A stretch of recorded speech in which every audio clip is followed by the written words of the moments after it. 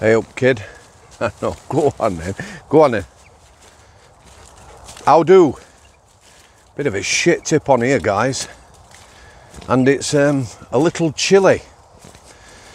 So, where are we? Well, we're on the pit site. That's not what I meant. How do?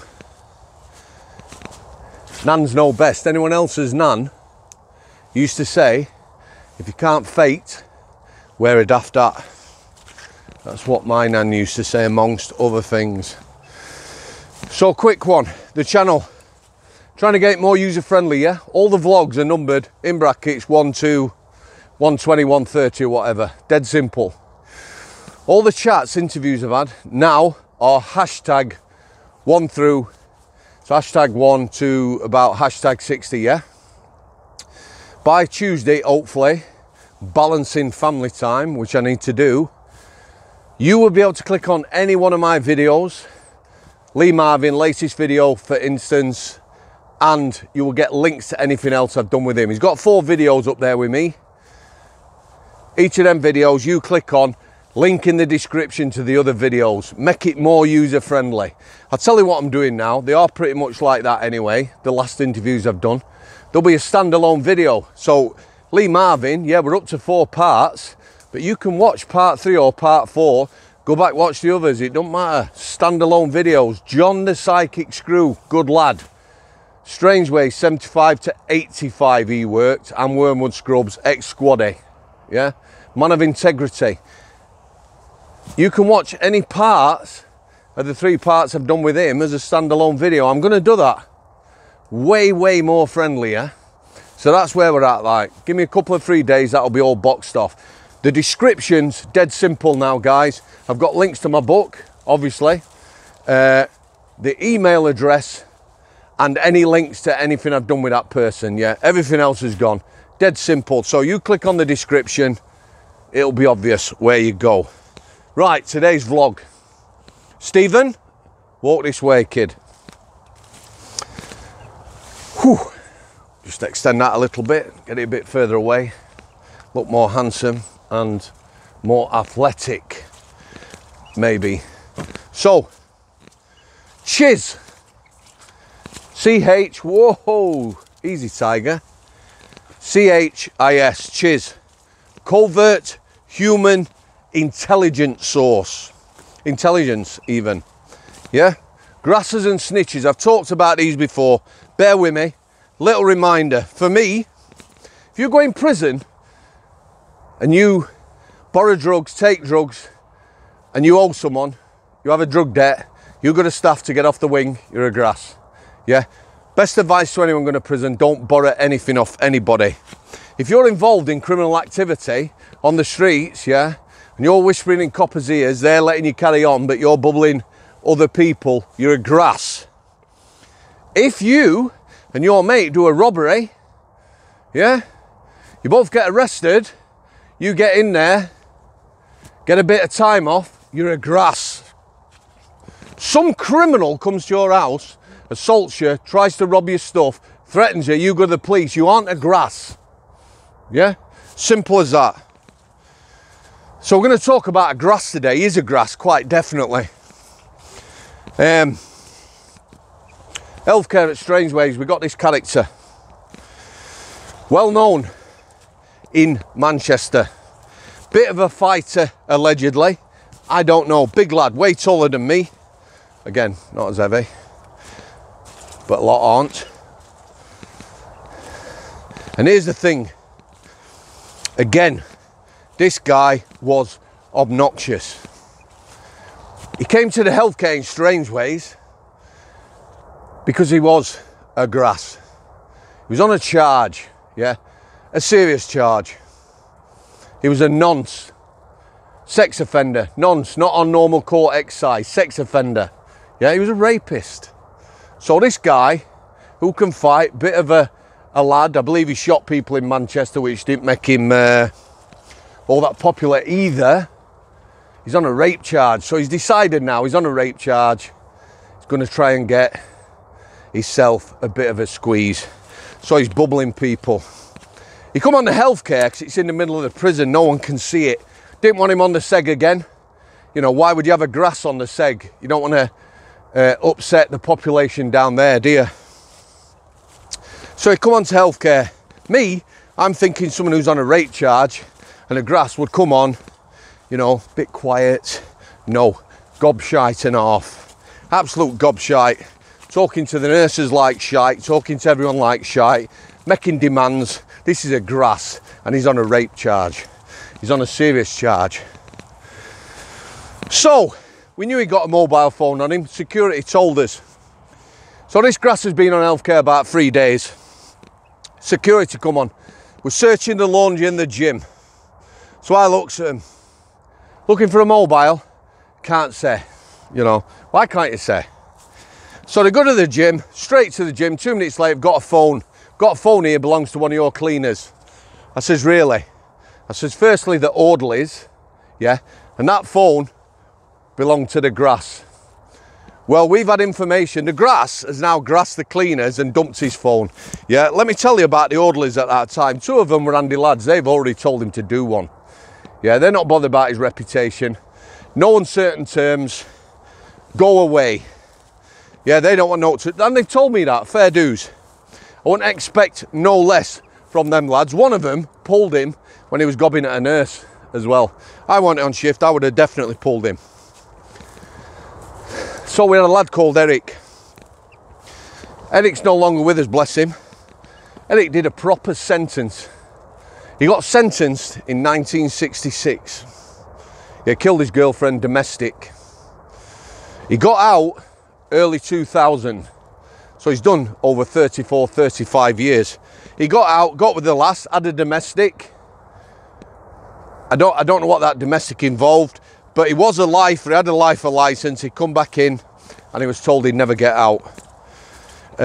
He died around about 2011 in prison of cancer. I think that lad did his time. You know, there were people out there, family members of his girlfriend and that, maybe think not, but you know, he'd probably done 45, 50 years in when he died. People get a lot less now. So Eric at that time was not well. Steve, what are you doing? Come on lad. Eric was not well. We didn't know he had cancer then, but he weren't well. We eventually took him off the job, wing orderly, and he became a patient, and he got very ill very quick and died, sadly, like I said. But this guy, the grass, the big lad, the fighter, he's had a one-to-one with Eric. He's been at laundry, look after my phone. Eric's told him where to go. Again, you know, this lad, rapist, allegedly, and a grass, mouthy. So we've had a bit of a go with him. He's on an unlock now. I put him straight on an unlock. Unlock protocol means you don't mix with anyone else.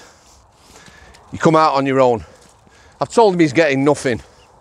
Put the paperwork in like you do. Security keep coming and fetching him, taking him to reception. Wink, wink. Coppers probably coming in. Little conversation somewhere in the jail.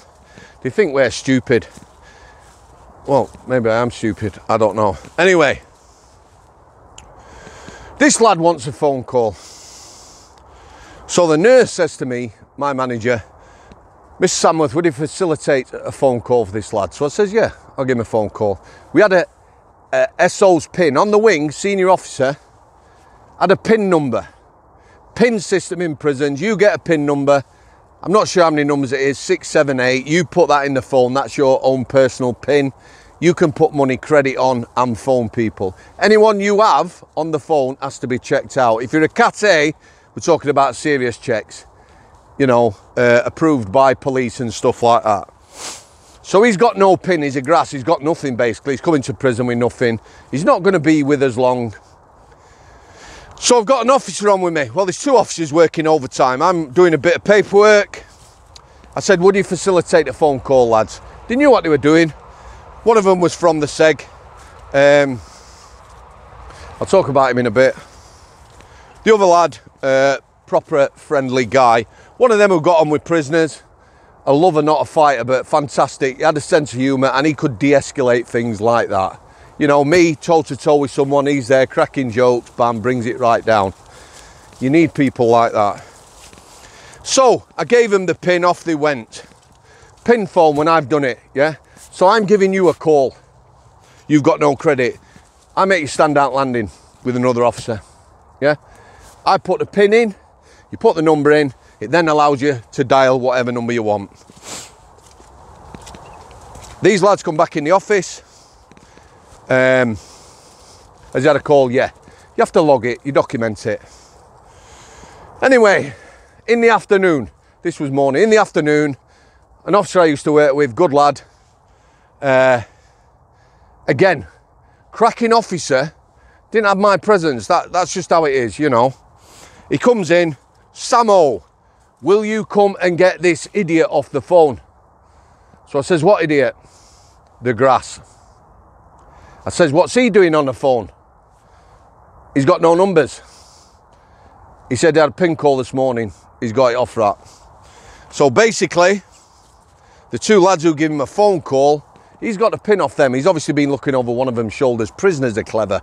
If they can get a squeeze, he's been looking over his shoulder. Not only that, he's got to remember 6, 7 or 8 numbers. You know, he's not stood there with a pen and paper writing it down. But he's on the phone, so I goes in, put the phone down, lad, polite as you like. Don't even look, bam, hit the receiver. Turns round on me then, back to your cell. So he's mouthing off, I'm not interested.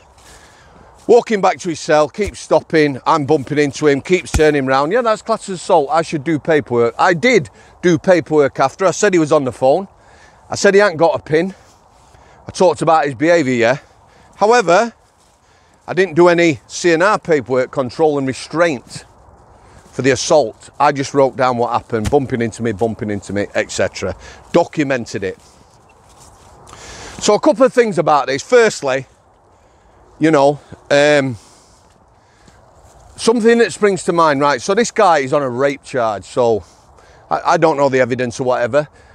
When he moved off the healthcare, when he went on a visit and that, they're all shouting, calling him a nonce, a grass and everything. The prison all knew who he was. So for me, you know, you should not be given a lenient sentence because you are grassing. No, Stephen, no, come on. It's not your bone, that. You shouldn't be given a lenient sentence. Something that springs to mind.